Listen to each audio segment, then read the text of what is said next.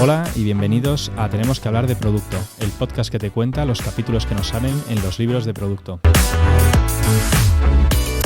Buenas tardes, Miquel. Muchas gracias por venir hoy. Si quieres empiezas y nos cuentas un poco qué has hecho en producto, dónde has estado, dónde has aprendido. Vale, guay. O sea, lo primero, pues gracias a los dos por invitarme, que tenía ganas de estar por aquí. Y nada, un poco mi trayectoria, diría, pues así de formación muy rápido. Yo hice una doble ingeniería en organización industrial, que ya viene a ser una mezcla, creo, pues eso, ¿no? Como de industrial y un poco de ADE. Y por otro lado, ingeniería informática. O sea, siempre muy tech. Empecé trabajando en consultoría, pues típicas Big Four, un montón de años, proyectos fuera, pero siempre muy relacionado a soluciones tecnológicas. Y pues yo creo que en 2020 o así, Lo Quiero, que es una startup que empieza en Bilbao, con bastante base tecnológica, al final es un servicio de personal shopper y moda para mujeres, ¿vale? Pues ahí vi una oferta de Product Manager, ¿no? Y la verdad que no conocía el puesto, o sea, yo creo que no sabía lo que era. No, en la uni nadie te enseña, ¿no? No hay una asignatura de producto como tal. Y cuando empecé a mirar un poco qué consistía, me dije, coño, pues a mí esto yo creo que se me da bien, ¿no? Un poco desde la tecnología, experiencia de usuario, saber de negocio, ser como un buen comunicador, ¿no? Tener ahí, yo creo que buscar soluciones a problemas, tener cierta templanza o lógica. Dije, hostia, yo creo que esto se me puede dar bien, ¿no? Y pues nada, le metí un apply, pasé un poco el proceso, yo creo que muy interesante porque en Lo Quiero ya hacían muy basado en challenge técnico, o sea, al final te pasaban un par de casos, uno más basado en datos y otro más en, diría, un poco visión o experiencia. Los resolvías, luego ibas allí a presentarlos, te hacían algunas preguntas y tal, y pues prácticamente sin tener tanto en cuenta igual tus títulos, ¿no? O tu experiencia, pero realmente cómo resolvías esos casos que ellos te planteaban, pues bueno, pues empecé a trabajar como PM allí. ¿Fuiste el primer PM? ¿Ahí? No. ¿Había un equipo de producto previo? Sí, llevarían menos de un año probablemente. La empresa lleva 3 o 4. En producto llevan trabajando un año y realmente trabajando muy poquito porque pues entre que entraron personas de producto, entraron desarrolladores propios, empezaron a ver cómo estaba todo lo que había por allí montado y tal. O sea, casi habían hecho un discovery bestial de cómo estaba todo organizado y se habían dado muy pocos pasos en producto aún. Qué bueno. Entonces yo creo que fui la tercera persona o así de producto que entramos. Y bueno, o sea, esto ha escalado bastante a lo largo de los años. Bueno, ahora es un bicho, Lo Quiero, ¿no? Sí, o sea, yo cuando, bueno, lo que decimos en 2023 o así, yo creo que el equipo de producto y tecnología, que cuando entré podíamos ser 30, igual eran 120 personas. O sea, había crecido muchísimo. Hicimos justo el COVID, pues que a muchos negocios les vino mal, pues en este caso vino bastante bien. O sea, sí que hubo las primeras semanas un poco de métricas complicadas, pero luego la gente se animó un montón a la compra online. Entonces es cierto que se consumía menos moda, pero la que se consumía era todo online, ¿no? Entonces para un negocio como Lo Quiero fue muy bueno y la verdad que el crecimiento en esos años fue bestial. ¿Y cómo fue el cambio de trabajar de consultor en proyectos a hacer ese cambio a producto, ¿no? Que en teoría era algo que entiendo que tenías como desconocido, ¿no? Sí, o sea, al final yo creo que quizá en cosas que haces o en recursos no hay tanto cambio, ¿no? O sea, al final es trabajo el día a día, resuelves problemas, tienes unos proyectos, tienes que llegar a unos objetivos, ¿no? Tienes unos clientes, los que sean, vas a reuniones, respondes por tu equipo, pero sí que creo que al final el producto es una filosofía, ¿no? Una manera de ir haciendo las cosas que probablemente yo cuando empecé pues no tenía del todo asumido y que ahora, y aún más habiendo cambiado a otras empresas, pues yo creo que le vas dando también un poco la propia forma, tu manera de entender lo que es trabajar en producto, ¿no? Que al final yo creo que es muy basado en eso, ¿no? Muy en hablar de problemas, no hablar de soluciones, que cada uno tiene su sitio, ¿no? Que cada uno sabe de lo que sabe, apoyarte en eso, basarte mucho en métricas, estar muy cerca de los indicadores, conocer muy bien el negocio, ¿no? Y articular todo eso pues de una forma ágil en la que pues, poco a poco vayamos haciendo delivery, vayamos viendo impacto, ¿no? Y vayamos a la vez un poco hacia donde queremos. Entonces yo diría que eso, o sea que un poco sí que es cierto que creo que dentro de esa filosofía de producto pues ya te vienen de la mano algunas herramientas que yo no había conocido antes, pues trabajar en sprints, Scrum, tal. A mí sí que me vino muy bien pues la persona que me contrató me recomendó un par de libros para leerme. ¿Cuáles? Yo diría que, bueno, algún clásico de Marty Cagan, muy típicos de Create Products People Love y tal. Y sí que había otro de... No recuerdo el título, pero era un poco esto, como de desarrollo ágil de productos digitales, ¿no? Y al final hablaba mucho pues eso, de metodologías ágiles, de lo que era trabajar en sprints, de este delivery corto, ¿no? Para evitar desvíos muy grandes y tal. Y bueno, le metí caña en el par de semanas libres que tuve para cambiar de trabajo y bueno, y luego pues muy centrado. O sea, a mí me vino muy bien también que justo fue la época del lockdown, entonces daba igual cerrar el ordenador a las 6 de la tarde que a las 8 porque estabas encerrado en tu casa, ¿no? Entonces, bueno, o sea, fue muy intenso, pero súper guay el cambio. Sí. ¿Cuánto tiempo estuviste ahí? Lo quiero pues unos 3 años y medio, más o menos. Sí. ¿Y luego?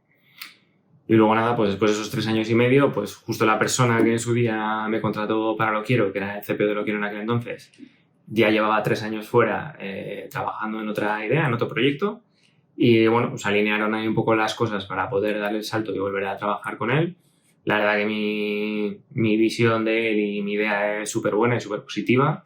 Me suelo guiar mucho a la hora de cambiar de trabajo, pues porque al sitio al que vas veas gente que sea un poco referente, ¿no? De la que puedas aprender, me parece súper importante. En este caso yo lo tenía muy claro. La idea pues a mí me encajaba mucho. En este caso era un sector un poco más cercano. O sea, donde estoy ahora se llama Libere. Es un operador de alojamiento turístico.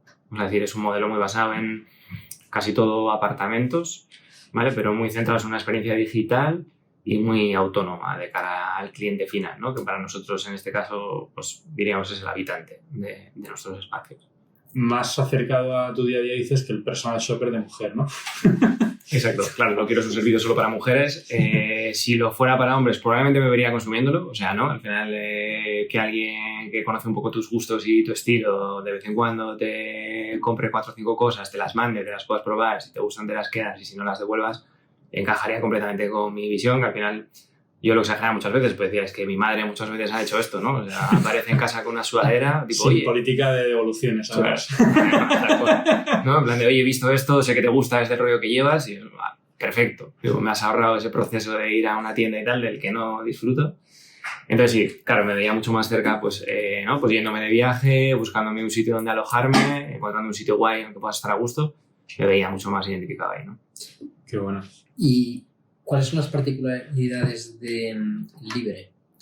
Es decir, ¿cómo se diferencia de otras empresas que puedan dar un servicio parecido? Vale, o sea, yo creo que Libere, pues igual un poco volviendo a lo de antes, ¿no? Que he dicho que tenemos un cliente, diría que es mentira, en realidad tenemos 2, ¿no? Tenemos un gran cliente que al final es el propietario del edificio, ¿vale? El cual al final el que busca es tener el máximo euro por metro cuadrado que nos cede. Vale. Lo que buscamos para ellos pues, es darles el máximo retorno económico posible, ¿no? Al final con ellos firmamos unos acuerdos, normalmente, pues, vamos a decir, de 15 años en adelante. O sea, es una de las primeras diferencias, ¿no?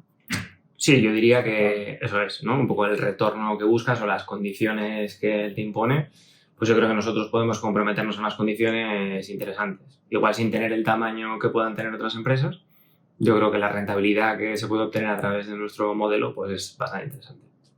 ¿Pueden rescindir el contrato durante los 15 años? Sí, o sea, al final tienes una serie de mínimos, una serie de objetivos y se puede llegar a rescindir. Yo diría que incluso por ambas partes, porque también ellos tienen una serie de obligaciones como propietarios, pues como cuando estás alquilando una casa, ¿no? O sea, si hay algo grande que se estropea, eso es. Entonces también si ellos incumplen una serie de ¿no? podría llegar a romperse esa relación, ¿no? En nuestro caso diría que creo que solo ha ocurrido una vez en un modelo más de hostel, que es cierto que tenemos un par de hostels, pero que es muy diferente la experiencia, ¿vale? O sea, diría que el 95% del volumen de negocio está muy centrado en apartamentos. Entonces, bueno, yo sí que creo que ahí hubo, bueno, pues simplemente diferentes expectativas de lo que ellos pensaban que iban a ser capaces de obtener, de lo que el Libere de aquel entonces pensaba que era capaz de obtener y ya está. O sea, yo creo que se llegó a un acuerdo para rescindir ese contrato. Ahora mismo seguimos teniendo un par de hostels que funcionan bien. Es un mundo completamente distinto, ¿no? Al final el tipo de habitante que te va, lo que buscan, los precios promedio, es todo muy distinto. Pero bueno, sí. Vale, entonces estás diciendo que tenéis la diferencia del propietario del edificio, hablamos de edificios, y luego también el cliente que consume que va a alojarse, ¿no? Eso es. O sea, al final lo que intentamos dar al habitante, ¿no? Que es como nosotros llamamos un poco a ese cliente final, es la mejor experiencia posible y de una manera muy autónoma, ¿no? En la que no estés obligado a tener contacto con personas, vamos a decir, y no por el hecho de no tener contacto con personas, ¿no? Sino por pues que tengas que llegar a un edificio a la hora que todo el mundo hace el check-in, tengas que esperar ahí a tu cola, que alguien fotocopie tu DNI y tal, ¿no? O que estés preocupado si vas a llegar como yo llegué ayer. Pues llegué a Madrid, pues cené con un amiguete y casi a las 12 me fui para la habitación. En cualquier sitio pues igual tienes que estar preocupado, ¿no? De, hostia, tengo que avisar porque voy a llegar muy tarde, incluso me he saltado el día, tal.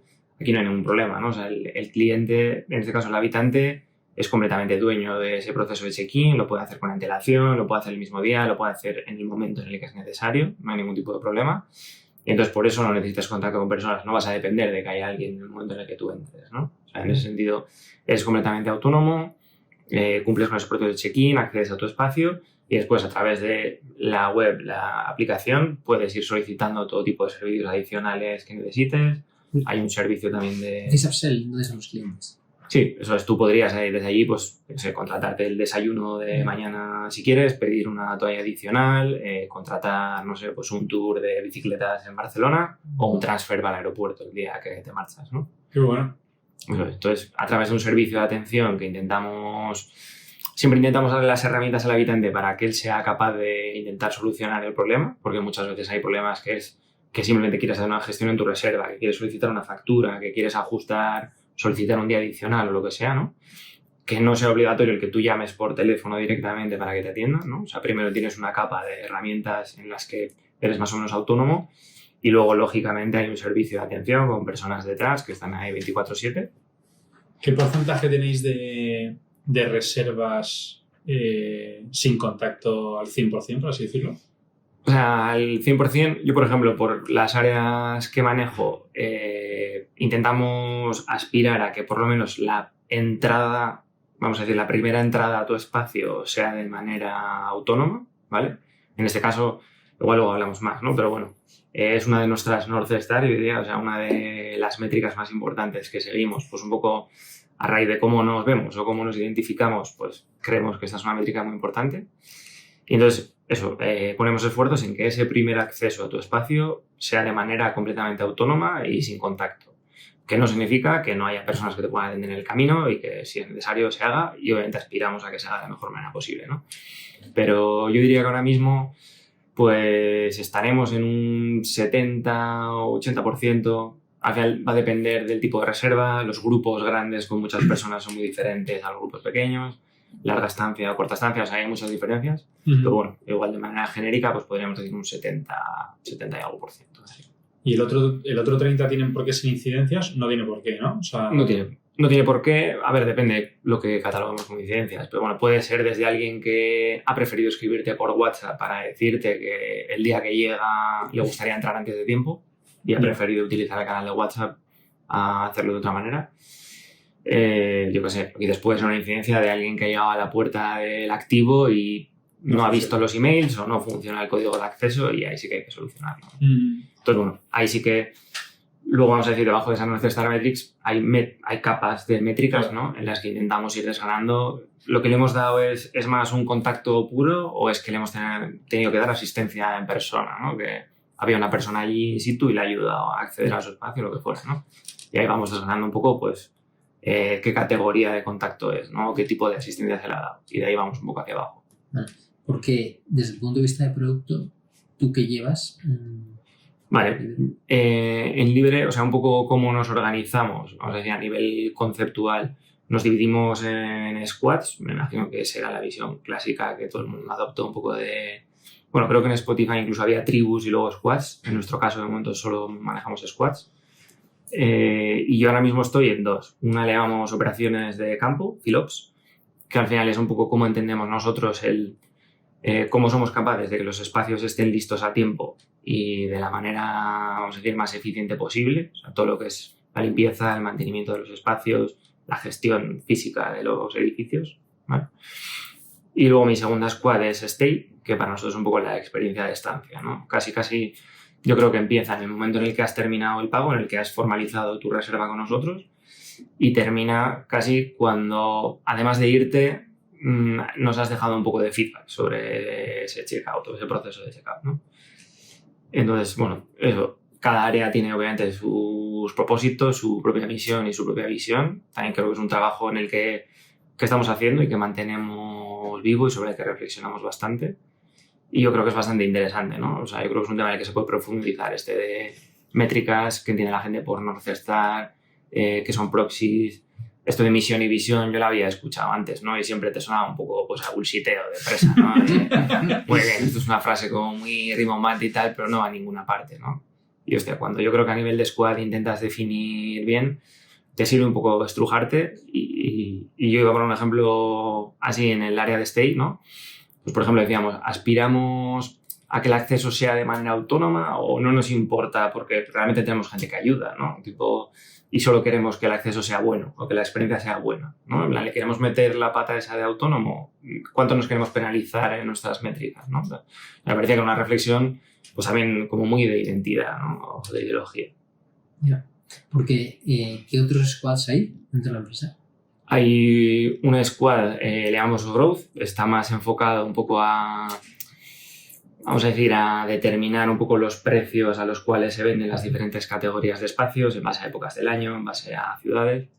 Tenemos otro que se llama Marketplace, que para nosotros es un poco, bueno, pues esa parte quizá más de upselling de otros productos, ¿vale? Un poco también gestiones más, diría, pues toda la parte de facturación, un poco cómo se configuran también algunas tarifas, no tanto el número del importe, sino, pues yo qué sé, porcentajes de descuento. Y ya está, tenemos esas 4 áreas. Tenemos una parte más de revenue, pero es como muy de datos puros. Porque la core de cómo gestionas el activo es un poco la de Field Ops que comentabas tú, que llevas tú, ¿no?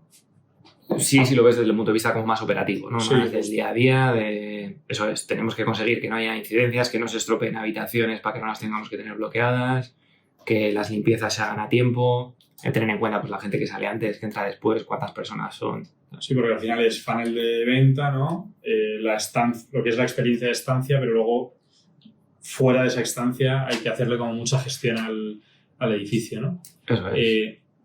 ¿Hacéis solamente la parte que depende de las visitas o también una parte de mantenimiento general de, yo qué sé, hay que hacer la puesta a punto de la caldera 2 veces al año? El edificio completo pasa a ser responsabilidad libre desde el punto de vista operativo.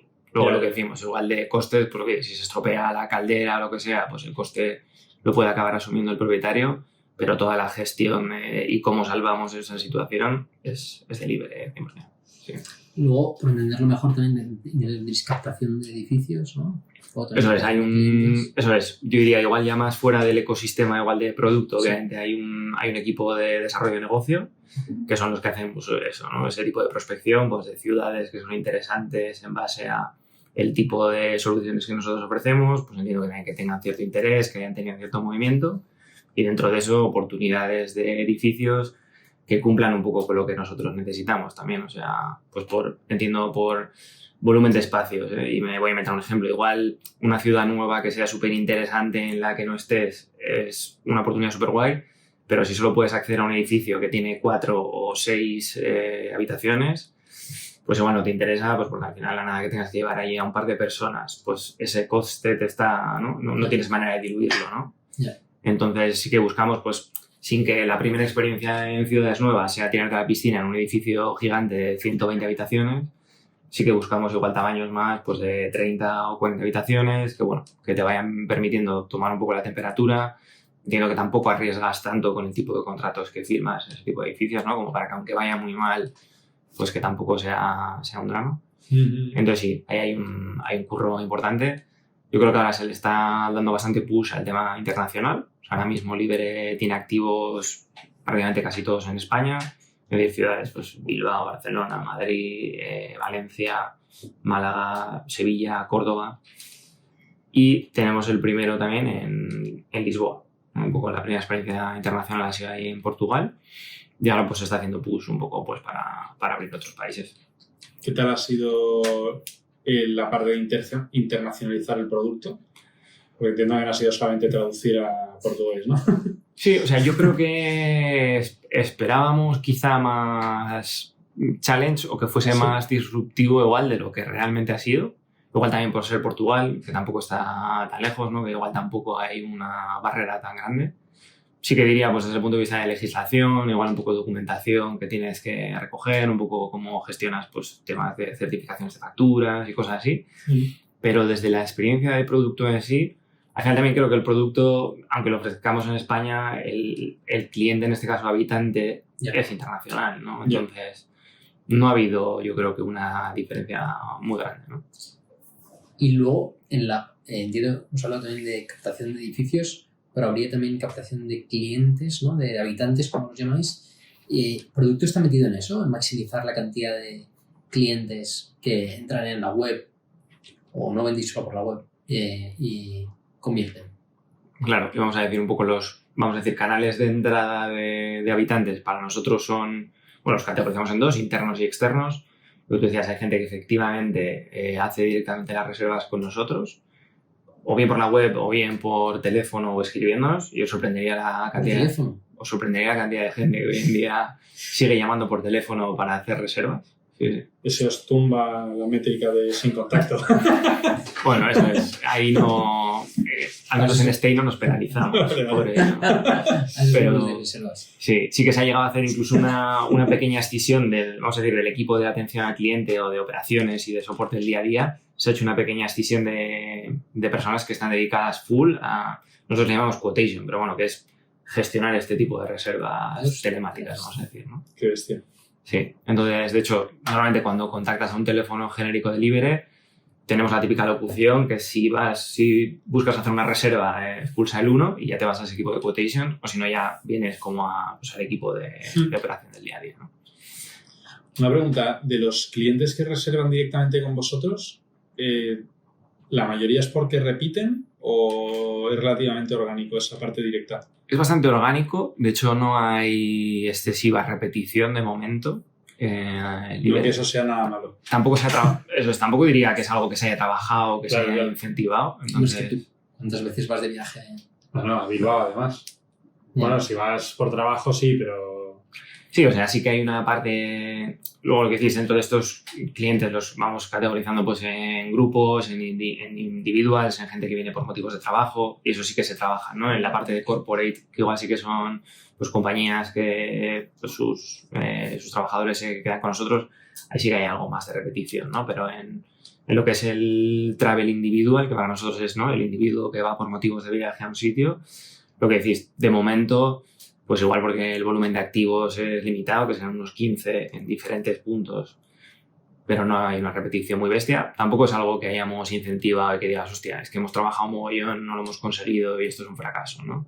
Los números son buenos, lo que decíamos un poco, la captación de gente, quitando ese 30% así que igual sí que vienen más por canal interno, el otro 70% pues vienen prácticamente o a través de, vamos a decir, nosotros llamamos OTAs, que son como travel agencies, ¿no? Agencias, que incluso ahí dentro podemos meter a Booking, ¿no? O sea, estás expuesto en Booking, estás expuesto en Airbnb, al igual que trabajas con Expedia o con agencias, incluso la típica agencia de viajes de barrio, ¿no? Que alguien puede ir allí físicamente, o viajes del Corte Inglés o lo que sea, ¿no?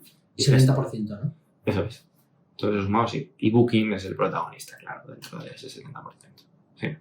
Entonces, aquí lo que decíais, yo creo, y es mi sensación, que, bueno, pues que afortunadamente en este sector, al igual que en muchas empresas de producto, ¿no?, tienes que hacer un trabajo muy duro de captación de clientes.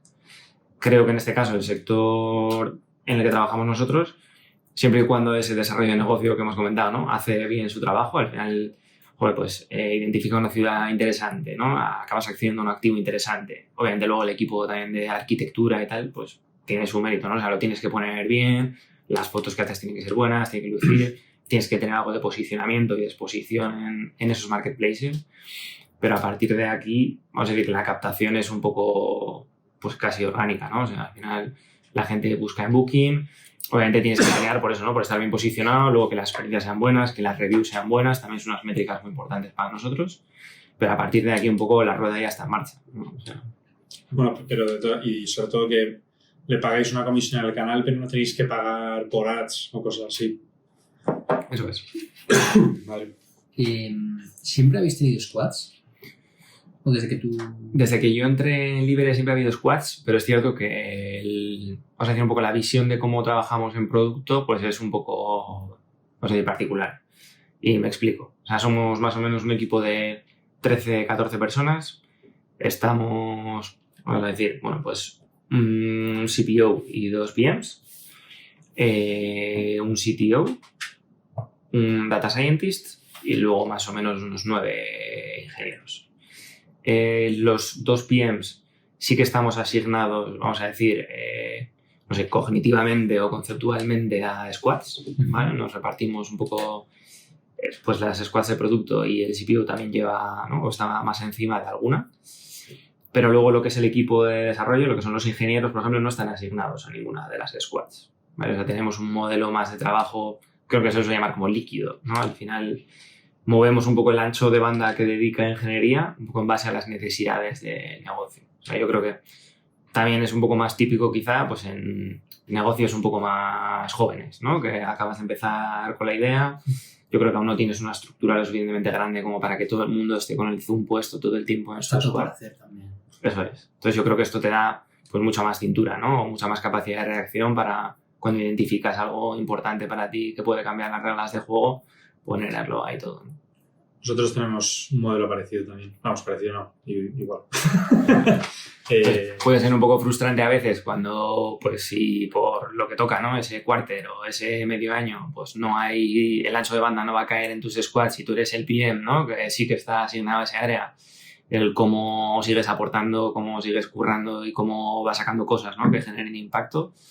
O sea, bueno, ahí te toca jugar de otra manera. O sea, yo, por ejemplo, justo cuando entré en Libre, los primeros 6-7 meses, ese fue un poco el escenario, ¿no? Tienes que ir ahí a picotazos, ¿no? A que te prioricen una cosita pequeña que no duele, ¿no? Sí. Y si con eso engañas a otro... Sí, o bueno, montar igual tú algún pequeño prototipo o, bueno, hacer más también tiempo de análisis de datos. En mi caso, pues, hice más viajes de estar físicamente en edificios. Nosotros llamamos shadowings muchas veces, ¿no? A seguir a gente que, en nuestro caso, pues agentes, o bien de oficina o bien de edificios, simplemente a seguirles durante un tiempo con el foco puesto en algo, pero en principio no les hacemos preguntas y no les interrumpimos un poco para ver cómo lo gestionan, y no tanto desde el punto de vista del látigo del juicio de si lo hacen bien o lo hacen mal, ¿no? Sino de que el procedimiento que ellos están siguiendo, que al final es el que se ha establecido, pues sí se puede mejorar, ¿no? Un cliente nunca lo hace mal, ¿no? Sí. ¿Un qué? Que un cliente... Un cliente nunca lo hace mal, pero Vale. suelen hacerlo como no lo has pensado. Que te van a hacer un producto. El problema tiene un producto. Eso, la próxima vez que te toque hacer shadowing por Indonesia y sitios así, hacen cosas muy chulas. Tienes Sí, que ¿no? aprovechar para hacer investigación de mercado. De momento no he pisado, por ejemplo, Portugal, o sea que me estoy portando bien, pero Ajá. me tocará, seguro. Bueno. Oye, entonces, vale, o sea, tenéis un equipo, o sea, sí que tenéis estructura en esa parte más de negocio y luego, pues en función de proyectos, ¿cómo definís esa estrategia del cuartero del medio año? O sea, ¿quién dice a por setas, no? Vale. O sea, yo creo que sí que dentro de lo que decíamos, que igual vamos a decir que la estructura de producto, luego sí que hay igual más departamentos de negocio que no están tan cerca del día a día de producto, aunque conceptualmente realmente sí que encajan en las squads, ¿no? O sea, que conceptualmente sí que están ahí. Yo creo que sí que tenemos la suerte que desde que arranca Libre, vamos a decir, desde arriba, se tiene claro que se quiere trabajar bajo una filosofía de producto, ¿no? O sea, al revés del caso que contábamos antes, ¿no? Que igual llevaba lo quiero 3 años funcionando, 4, cuando deciden dar el cambio y empezar a trabajar en producto, y pues eso conlleva una serie de cosas que luego tienes que ir superando y arreglando. En el caso de Libre, pues se tenía claro desde el principio, ¿no? Entonces yo creo que ahí tenemos mucha suerte, que desde el principio pues ya entró gente que había tenido experiencias anteriores, con lo cual pues evitas repetir errores. Yo creo que muy importantes, algunos que yo he vivido, pues incluso en la parte de datos, ¿no? De recopilar los datos, de cómo los tienes estructurados. La verdad que para nosotros yo creo que es un privilegio el cómo esto se venía trabajando. Entonces, ¿Cómo no se recopilan datos y cómo si, para los que nos estén oyendo, que digan... sí, o sea, voy a decir, en empresas en las que quizá no empiezas con filosofía de producto o igual no tienes tan en la cabeza, ¿no? Pues la importancia que van a acabar teniendo esos datos para el día a día y la toma de decisiones. O sea, es decir, al final cada servicio que vas montando, o cada componente, o cada diferente parte tecnológica, pues muchas veces, ¿no? Tiene su propia base de datos, incluso algunas son Postgres, otras son MySQL, ni siquiera están unificadas, ¿no? Y luego lo que yo he vivido es que llega alguien que, ¿no? Con la bandera de data y dice, hostia, hay que poner orden en todo esto, ¿no? Hay que Vamos a hacer montar un data lake. ¿no? Hay que hacer un megaproyecto aquí para montar una especie de data lake.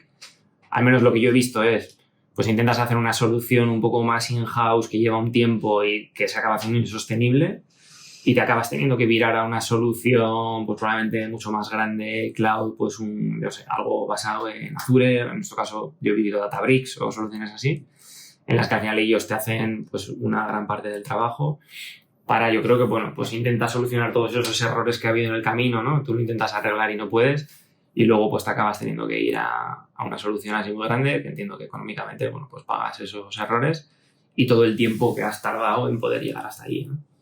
Entonces, sí, desde el principio yo creo que lo tienes claro.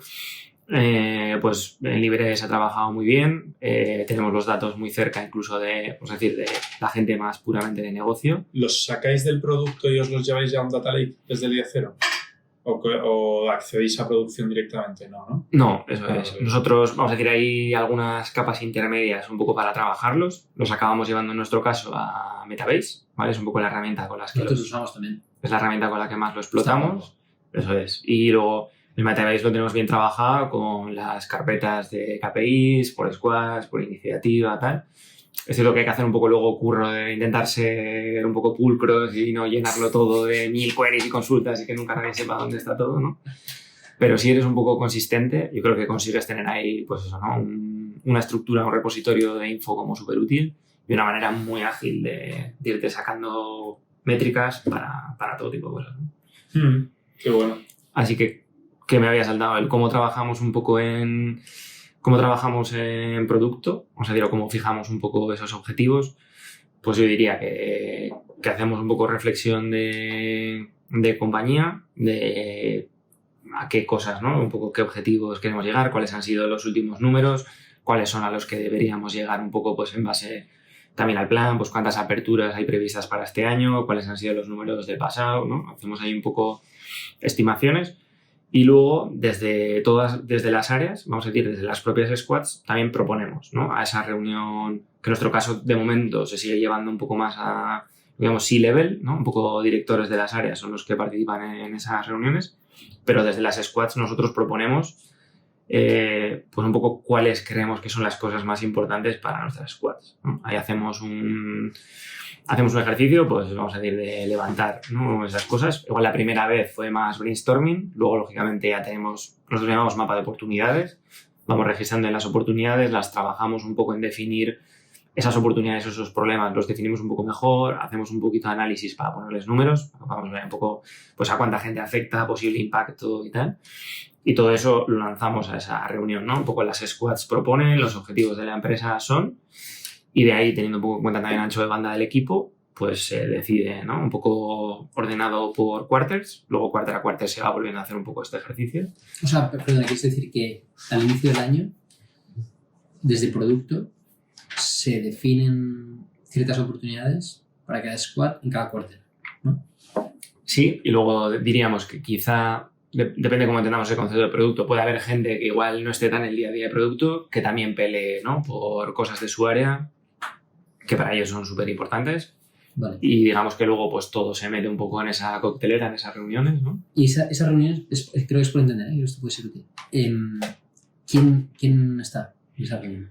En nuestro caso es un poco C-level, o sea, directores de áreas, vamos a decir, pues el director de sales, el director de financiero, en nuestro caso el director de producto, el director de tecnología, ¿no? Sí. ¿Y quién gana? Bueno, El CEO suele tener más monos. Sí, a ver, creo que en nuestro caso en Libere, o sea, hay un convencimiento y una apuesta fuerte por trabajarlo bien, ¿no? A nivel de producto, entonces sí que creo que en nuestro caso producto, que de hecho nosotros no hablamos de producto y tecnología, o sea, para nosotros producto es todo, ¿no? No hay un producto y tech, no hay un tech, ¿no? Hay un todo, va muy de la mano, o sea, yo creo que se tiene fuerza. Pero creo que la relación también es muy buena. O sea, creo que todo el mundo entiende que si producto en este caso está apretando porque nos quitemos, yo qué sé, no sé qué software que nos está complicando muy mucho, que luego resolvamos los problemas que tienen las áreas.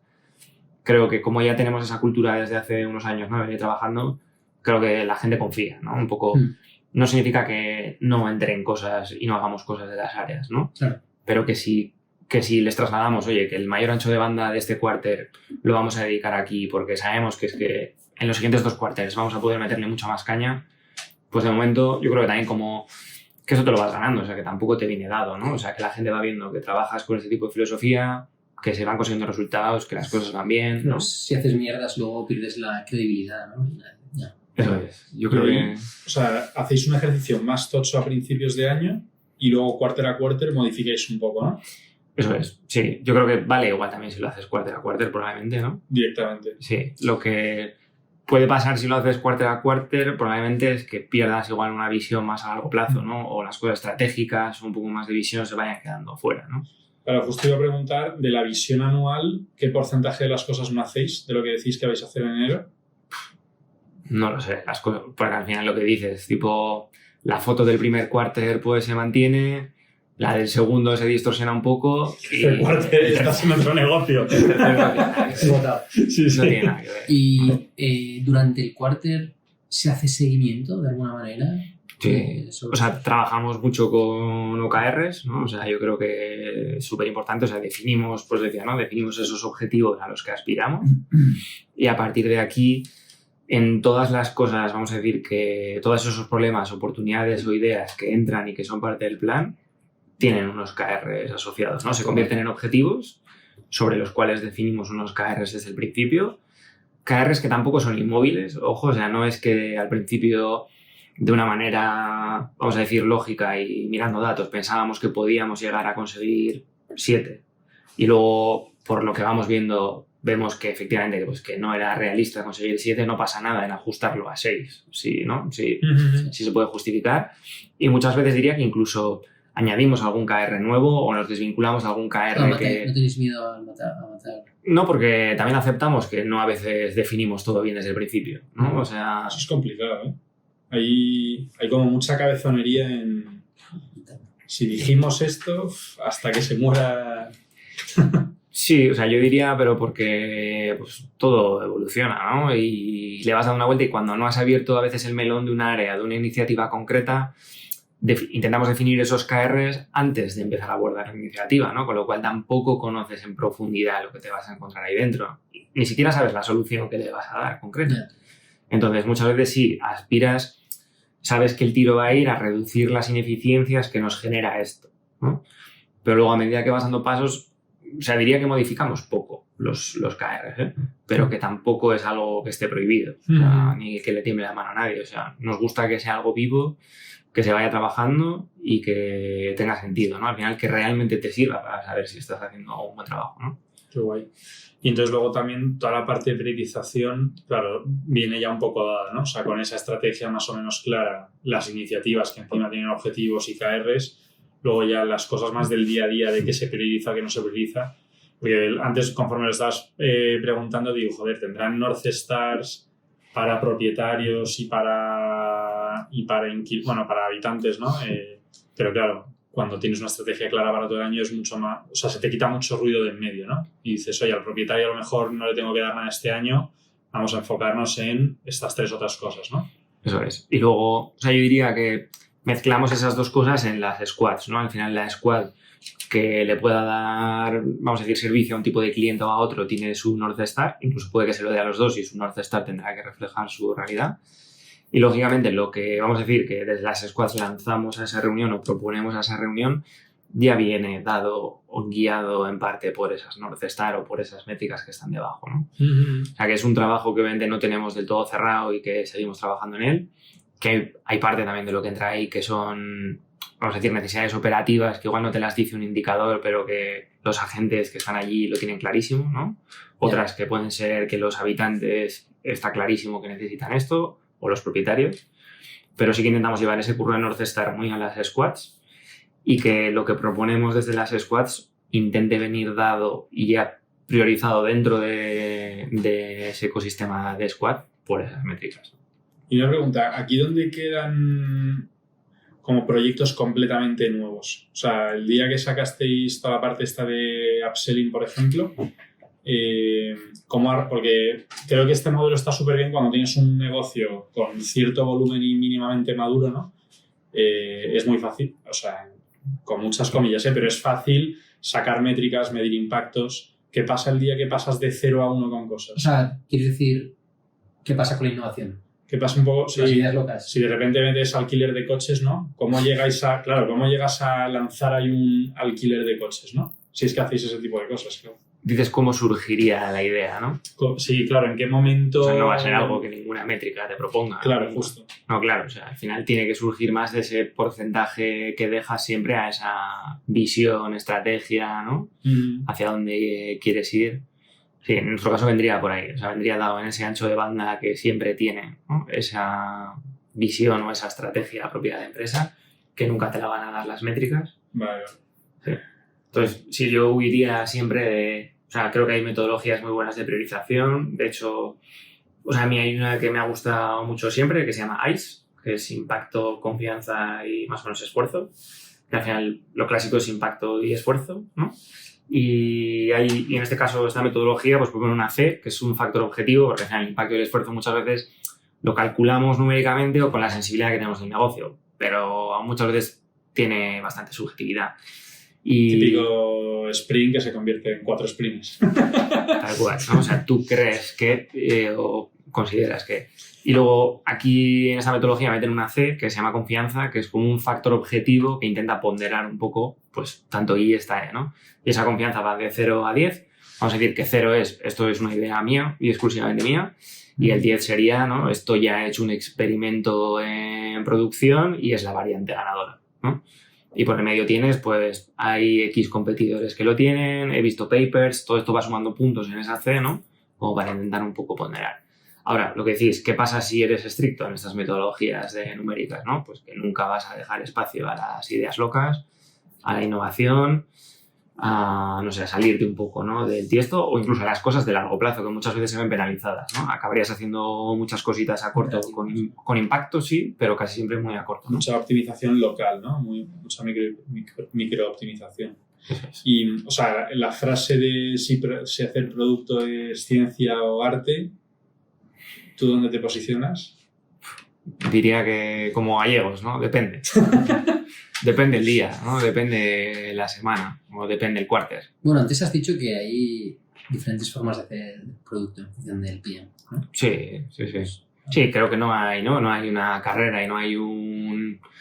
Iba a decir, ¿no? Pues como cuando alguien muere que dibujan una silueta, pues esto lo pones en una pared, que si entras por ese agujero eres PM y si no entras no eres, ¿no? O sea, creo que hay muchas siluetas y muchas maneras de hacerlo. O sea, creo que es enriquecedor. O sea, yo me he cruzado con lo que decís, ¿no? PMs que venían de, pues no sé, de administración de empresas, PMs que vienen de marketing, PMs que vienen del mundo más de diseño, PMs que vienen con un background más tecnológico. O sea, creo que hay mucha diferencia en la forma de...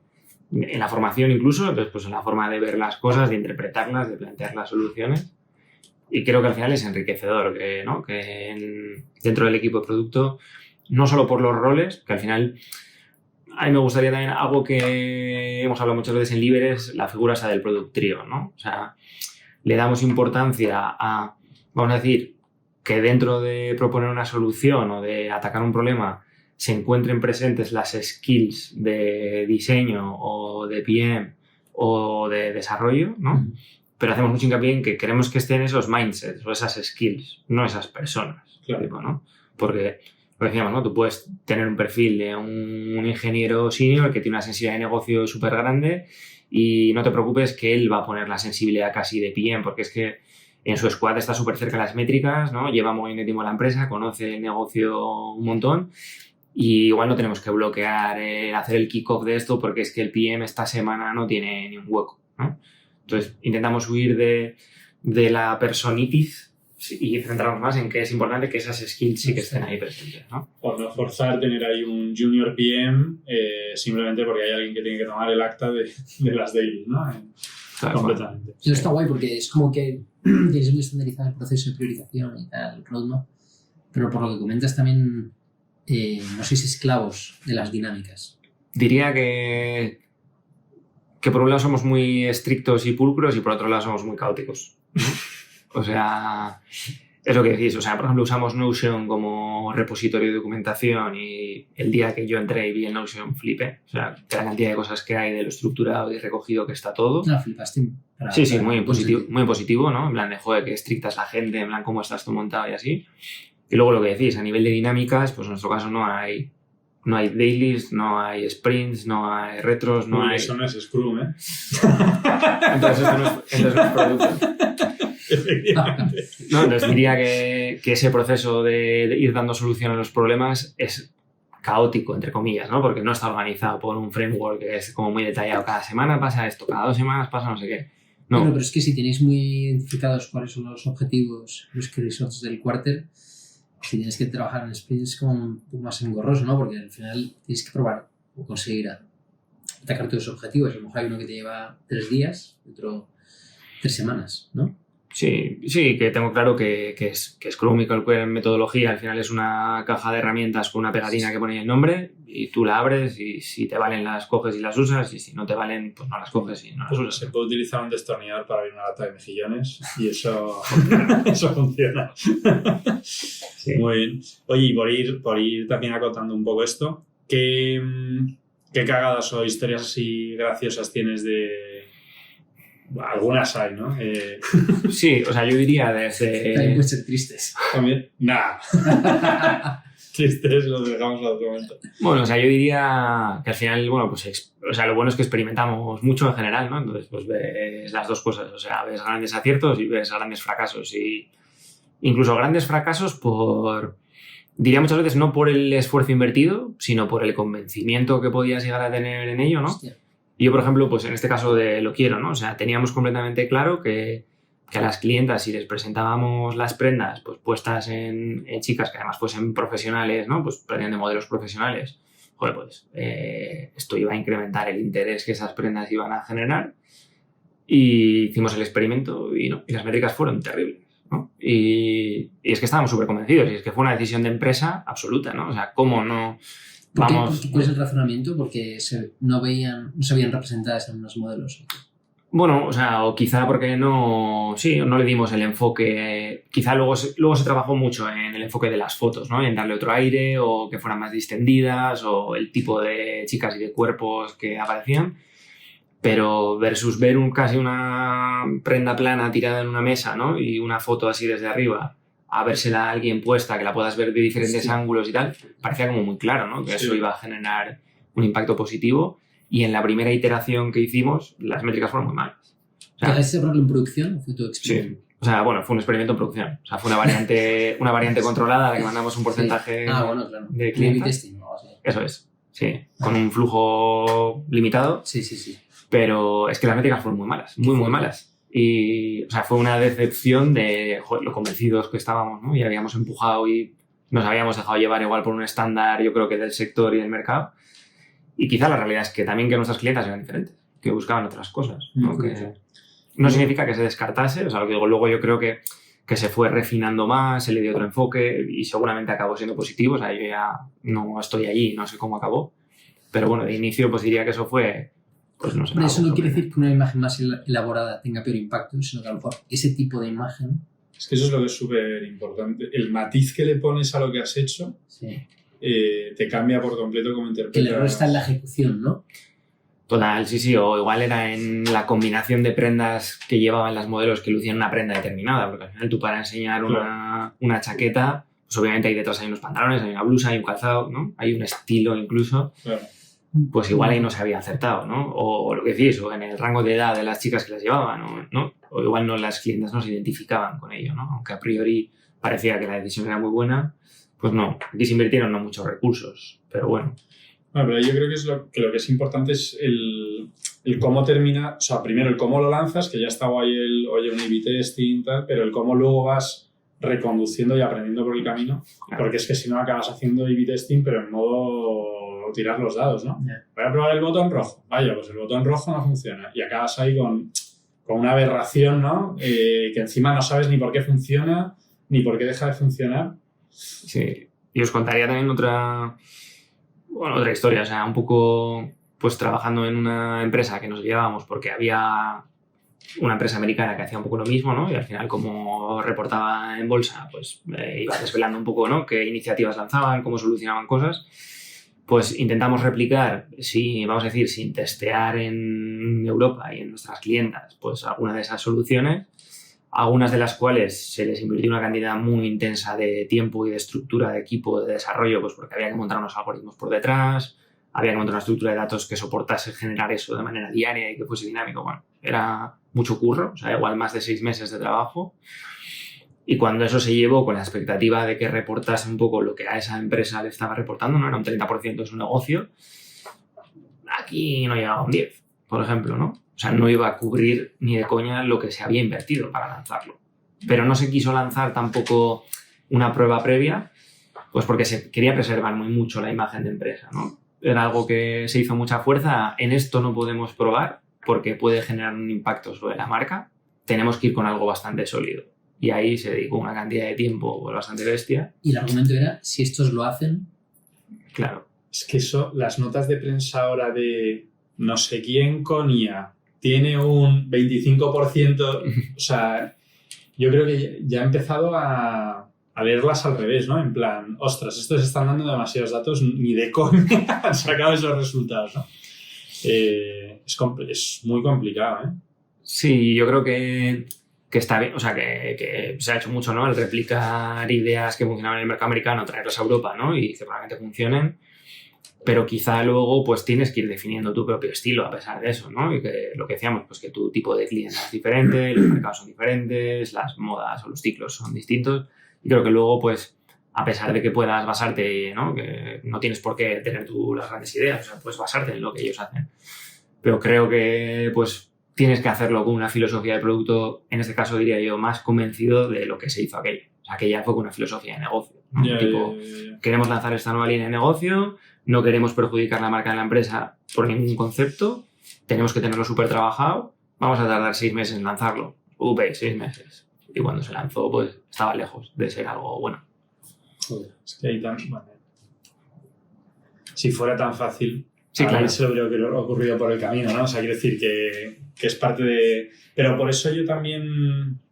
O sea, yo pensando un poco también en el día a día cómo lo abordamos, yo diferencio mucho si, oye, esto es porque lo queremos para el producto o porque lo queremos por otro motivo. Porque hay clientes que lo quieren ver en una demo, porque no sabemos si puede interesar o no. Entonces, si es la segunda, joder, pones un cartón piedra que parezca, ¿no?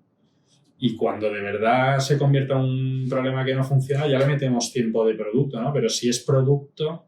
por ejemplo, para conseguir el efecto wow en la demo, ¿no? Claro, dices, oye, no, queremos... Joder, hemos visto un vídeo de un potencial competidor recientemente que, joder, ves el vídeo y, bueno, yo es que ya desconfío mucho, ¿eh? Pero tiene una pinta de que está hecho todo con Figma y, claro, ya cuando de repente ves el pop-up con la burbujita diciendo AI Optimizing y como colorines, digo, tío, es que eso seguro que no lo habéis hecho así, ¿sabes? Pero bueno, el efecto demo también es importante para vender. O sea, sí. Ese efecto wow. Sí, ¿no? Y que preservar la imagen de negocio tiene que estar en la cabeza. Por eso decíamos que puedes tener A/B testing, pues puedes limitar más el impacto de determinadas pruebas, que les puedes dedicar un poco más de tiempo y que en vez de en un sprint, ¿no? O en 2 semanas ser capaz de lanzar algo, pues que le dediques un poquito más de tiempo, sí.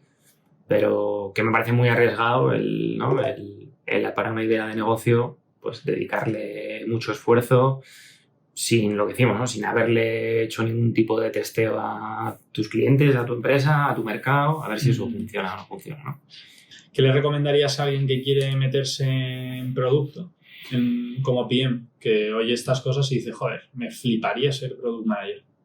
Bueno, o sea, yo sí que a la gente le diría que se lea algo, o sea, que ¿no? Léete algo de desarrollo en este caso diría de desarrollo un poco de software, léete quizá un libro, ¿no? De hacer un poco, pues sí, producto que le pueda gustar a tus clientes. Te diría que hoy en día hay muchos podcasts pues tipo esto, ¿no? Que te puede servir un poquito para entender un poco más pues cómo habla, cómo piensa, qué cosas resuelven, cuáles son los problemas que tiene un poco la gente.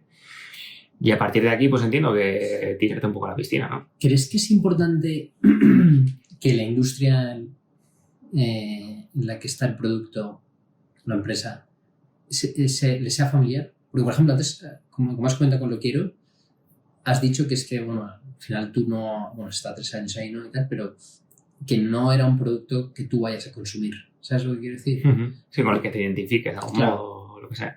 Bueno, o sea, creo que lo puede hacer más fácil si ya lo conoces o si te identificas. Creo que es más clave probablemente si te identificas que si ya lo conoces. Que te gusta. Bueno, que si te imaginas consumiéndolo, ¿no? Que si detrás de la idea de lo que eso aporta tú le ves valor, ¿no? Tipo... Vale. O sea, que eso se lo puedes ver por mucho que tú no puedas ser un cliente potencial, ¿no? O sea, tú le puedes ver ese valor. Hombre, si ya te identificas como cliente potencial y has vivido esa experiencia y sabes de antes, pues es la leche. Vale. Pero no creo que sea...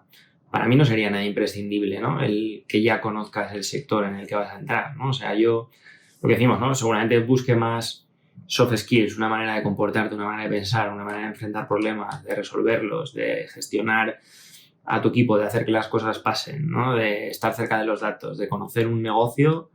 Y digo, no te preocupes, es que pues en 2 meses, en 3, ya vas a saber de automoción, ¿no? No me preocupa que vengas de 10 años de experiencia en automoción, porque te vas a acabar haciendo pues que lo que antes eran prendas de ropa ahora son piezas de coches, ¿no? Y lo que era una línea de cómo hacíamos picking en carros de prendas y luego las metíamos en cajas, pues ahora es como ensamblamos piezas para que luego estén, no sé cómo, ¿no? O sea, creo que, bueno, pues igual te ahorras algo de tiempo de onboarding si ya conoces, pero para mí no es para nada. Hombre, la soft skill sería que tenga esa curiosidad o capacidad de entender la industria, ¿no?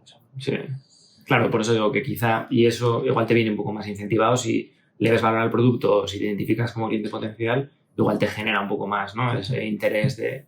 También depende de la barrera de entrada al negocio, ¿no? O sea, no es lo mismo no saber de reservas de apartamentos, ¿no? Que casi todo el mundo puede verse haciendo un check-in que métodos de pago, como estábamos hablando el otro día con los de Minset, ¿no? Pero, y ahí lo mismo, hay veces que incluso conocer el sector te puede penalizar más, ¿no? Porque vienes con sesgos, a lo mejor. Y te crees que sabes más, o sea, te crees que eres un usuario más de la plataforma, ¿no? Y eso es peligroso. No, pero por ejemplo, o sea, vosotros hacéis devoluciones. ¿Tú cuántas devoluciones online has hecho en tu vida? Jamás, ninguna. Claro, pero puedes decir, no, hombre, yo si devolucionase, yo si devolviese, haría así. Y la realidad es que no has devuelto en tu vida, Julio. No, pero le veo el valor. Pues ahí es donde yo creo que puede ser peligroso el... Pero le veo el valor porque veo cómo es valioso para mis clientes. Bueno, vale, pero también, o sea, que aquí estamos hablando que llevas ya 2 años en la empresa, o sea, que tienes ya otro... Yo estoy hablando del día cero, El día cero, sí. Claro. No, si yo entiendo lo que quiere decir devolver por internet. Y a lo mejor no, ¿sabes? Bueno. Y yo luego he visto fichajes de gente en base a capacidades que al final...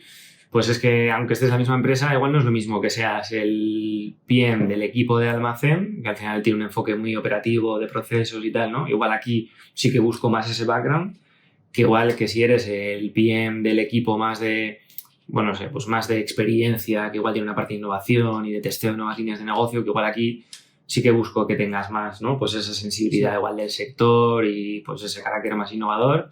Y el otro es que me interesaba que fuese súper operativo. Y si ese sabía de almacenes y de logística, me quedo con él, ¿no? Entonces, depende. ¿Cómo sería el proceso para entrar en Lidere de Product Manager? Pues, o sea, bueno, intentaríamos preparar una oferta más o menos completa. Yo creo que dejé un poco claro lo que buscamos, pero a partir de aquí, pues haríamos probablemente un primero...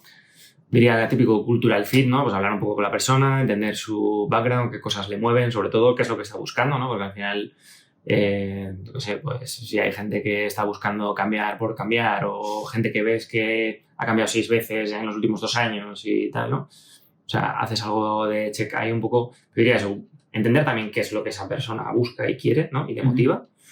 Y a partir de aquí sí que plantearíamos alguna prueba técnica, en este caso para ser PM plantearíamos un par de challenges. Solemos hacer pues alguno más, diría como data focus, ¿no? Un poco, damos una serie de datos y buscamos que encuentres algunas cosas y tú cuentes pues qué has encontrado e incluso cómo podrías solucionarlo, ¿no? ¿Hay cosas en esos datos? ¿O dais datos en plan que son ruido a ver o sea, qué se le ocurre a hay algunas cosas un poco obvias que sí que buscas que la gente identifique. Y luego hay... Creatividad, Sí, ¿no? eso es. Sí, y luego hay cosas un poco normales, no hay cosas a pillar. O sea, en realidad no hay una manera buena de resolver las pruebas. Y hay otra prueba un poco más, lo que decíamos, un poco más de visión o de concepto, pues que también es un poco lo mismo, ¿no? En plan, ¿cómo resolverías tú eso? La idea es que solo le dediques no mucho tiempo, lo prepares, le echamos un vistazo y si nos gusta, pues la idea es que vengas un poco a contárnoslo, ¿no? Que te podamos hacer un par de preguntas de por qué resolviste esto, cómo harías esto, es que esto nos ha gustado mucho, aquí no viste esto en los datos, le echaste un vistazo, no, pues sí, o no me pareció relevante, o no lo analicé porque, no sé. Entonces diría que hacemos eso y luego sí que sueles hablar un poco, pues ya más con quién va a ser un poco tu equipo de trabajo, ¿no? Diría un poco más check también, pues que ellos te encajan a ti, cómo ven las cosas, que tú les encajes a ellos y ya estaría. Hay una cosa que has dicho que me parece muy interesante que dices, joder, para ser Product Manager, lo primero que hacemos es un check cultural, luego hay una parte de skills que ok, y luego encima hacemos un check de la prueba práctica, pero que también va un poco a ver la parte, sí, de personalidad o de cómo trabaja en equipo el Product Manager, ¿no? Y que estaba pensando y digo, claro, es que al final tu día a día es trabajar con gente. O sea, está guay lo de si te toca diseñar algo o escribir un documento o mirar datos, pero luego en el día a día le tienes que apoyar un montón en el resto del equipo, ¿no? Para conseguir que las cosas salgan. Sí, y te toca contar, yo creo, ¿no?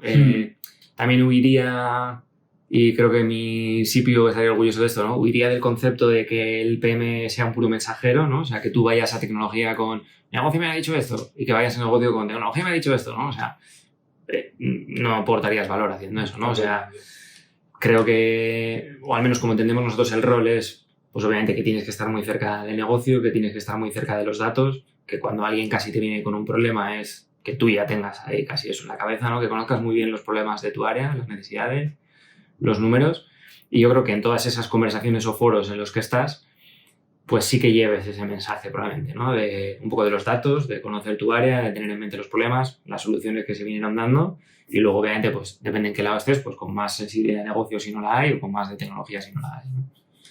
¿Te diría algo o cómo de relevante sería que esta persona hubiese sido PM previamente?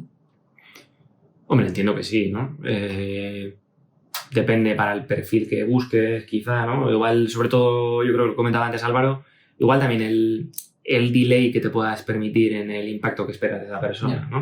O sea, supongo que alguien que ha sido PM, me imagino que esperarás que el impacto pueda ser más a corto, ¿no? O sea, que dentro de que igual se tenga que aclimatar un poco al sector, pero bueno, ya debería conocer un poco la filosofía dentro de que cada uno hacemos producto de manera diferente y es válido. Yo me he dado cuenta que filtro más rápido para una posición más senior, donde espero que venga de PM, que si es para una posición más junior, porque o sea, lo que me he encontrado es que filtrando para posiciones más senior, cazas enseguida si trae buenas prácticas o si trae vicios que son muy complicados de... Sobre todo cuando de repente te sale una entrevista a rasgos así un poco o de cabezonería o de... No, en plan de no. Pues la broma está antes de Scrum, en plan, ¿cómo que no trabajéis? O sea, Padre Nuestro, ¿no? Claro. Hay como vicios que dices, ostras, no tengo tiempo para reeducar, ¿no? Precisamente necesito a alguien que entre y continúe un poco con la mentalidad que hay aquí. Y sin embargo, cuando es un perfil junior, dices, joder, soy capaz de encontrar el potencial que tiene esta persona para que si le dedico, lo que dices tú, 2 meses de onboarding, de repente haga maravillas. Es complicado. Sí, entonces yo creo que a la gente que le pueda gustar el mundo del producto diríamos eso, ¿no? O sea, que no hay un perfil válido, que no hay una formación específica. De hecho, yo creo que cada vez más, por lo menos lo que yo he visto en el mundo del producto, y aquí sí que meto también la parte tecnológica, cada vez huimos más de los títulos, ¿no? O sea, al final, obviamente te dice algo, que alguien haya estudiado algo y pues, ¿no? En mi caso, yo digo, pues que yo ya estudio ingeniería informática, pues entiendo que se me atribuye que, bueno, pues que todo lo tecnológico y técnico me pilla un poquito más cerca, pero ya, ¿no? No es un factor crítico. Entonces, a partir de ahí, que nadie se tire de los pelos porque no ha estudiado la carrera de producto, o sea, no la hay. Todavía. Eso es, aún no la hay, o al menos de manera como más reglada y tal, no la hay. Entonces, que todo el mundo está a tiempo de acercarse, ¿no? Entonces, yo sí que diría eso, ¿no? Pues leer un poco cosas, estar un poco dentro de la rueda de escuchar a la gente que sabe hablar de, y a partir de aquí entiendo que es ir acercándote poco a poco, ¿no? Dirías que te lo pasas bien en el día a día, ¿no? Sí. O sea, diría que se pasa muy rápido, que es muy... Por un lado a veces es muy caótico y muy demandante y por otro lado es muy gratificante. Eso te iba a decir, también tienes como que aprender a convivir con el caos, ¿no? Pero bueno, tal vez sea más intrínseco al hecho de que estás en una startup, ¿no? Sí, o sea, yo tuve un CPO que sí que, pues él decía, ¿no? Que uno de los rasgos muy buenos de un PM bueno era que sabía, lo decía, que estás confortable en la incertidumbre, ¿no? Tipo, pero es un tío, a mí me decía, es un tío tranquilo, tal, ¿no? En plan, aunque haya incertidumbre y las cosas no parezcan que se van a salir y tal, que no significa que no te preocupe que las cosas no salgan, ¿no? O que no te hierva la sangre si hay un error en producción y no sé cuánta gente se ha visto afectada, ¿no? Hombre. Pero a partir de aquí... Si no te mueres. Sí, pero bueno, luego no entiendo que, o yo veo que es muy importante también la templanza, ¿no? O cómo trasladas estas cosas, cómo las gestionas, cómo las articulas. Al final, todo el mundo quiere hacer su trabajo bien y buscamos resolver problemas y dar la mejor experiencia posible. A partir de aquí, pues el que hace mete zarpas, ¿no? O sea, y a veces se escapan. Obviamente es un problema y no se puede dejar pasar por alto si de manera repetida se dan fallos, ¿no? Eso es otra cosa. Eso es diferente, ¿no? No, pero yo hace tiempo que hice un poco el clic de que tienes que estar continuamente pensando en qué hago hoy para vivir mejor en 3 semanas. No para vivir mejor mañana, ¿no? Porque si no estás en... O sea, como que si todo el día planificas para ahorrarte la de mañana, estás todo el día poniendo parches, ¿no? Entonces, que los tiempos en producto van como un poco distinto, yo creo. No sé si... Tú. Yo no soy bien. Claro. Bueno, sí, no lo sé. Sí que tienes que tener 2 cerebros, ¿no? Lo que dices, igual hay uno que lo tienes más en la semana y en el día a día y en lo que está el equipo, y el otro está en, si trabajas en sprints, en el siguiente sprint, o en la siguiente semana o en las siguientes 2 semanas, cuando cerremos esta iniciativa, ¿qué es lo siguiente? No, yo iba sobre todo, por ejemplo, típico error, o sea, hay como 2 formas de corregirlo. O te vas a la base de datos y donde ponía true pones false y se acabó el error, ¿no? O le dedicas 5 veces más tiempo para que no te salgan 40 veces más ese error, ¿no? Entonces, como que hacer ese cambio de querer tener todo perfecto a base de parchecitos a decir, venga, no, la mitad de la plataforma está ardiendo, ¿no? Pero hoy lo dejamos ya arreglado del todo, ¿no? Esa gestión de deuda técnica, esa gestión de prioridades, de verdad que es prioritario y que es me duele, pero realmente no me duele, ¿no? Es entretenido. Pues nada, Miquel, oye, de verdad que muy, muy, muy entretenido. Bueno. A mí yo me lo he pasado súper bien. Gracias a Google for Startups, que aunque hoy no hemos podido utilizar el Creative Studio, nos ha dejado otra sala. Y luego, pues para colaborar con el podcast, pues lo de siempre, compartir, seguirnos en Spotify, en Apple, en Substack y comentando y difundiendo. Y antes de cerrar, pues una última pregunta. ¿A quién crees que deberíamos traer al podcast a que nos cuente? Bueno, pues aquí lo que os decía, ¿no? Un poco mi referente en el mundo del producto, que en su día me contrató en Lo Quiero y hace menos me volvió a contratar en Libere, pues es el que es el CPO, se llama Santi Lares-Goiti. Para mí es un crack absoluto. O sea, así lo que decía, si hay que tener 2 cerebros, pues este tío tendrá 6 o 7. Nada, la verdad que es una máquina. Yo creo que lo que pueda contar él probablemente no lo puede contar nadie. O sea que yo creo que es persona muy interesante a tener en cuenta. Pues nada, Miquel, muchas gracias y Santi, te esperamos. Gracias a todos. Hasta luego.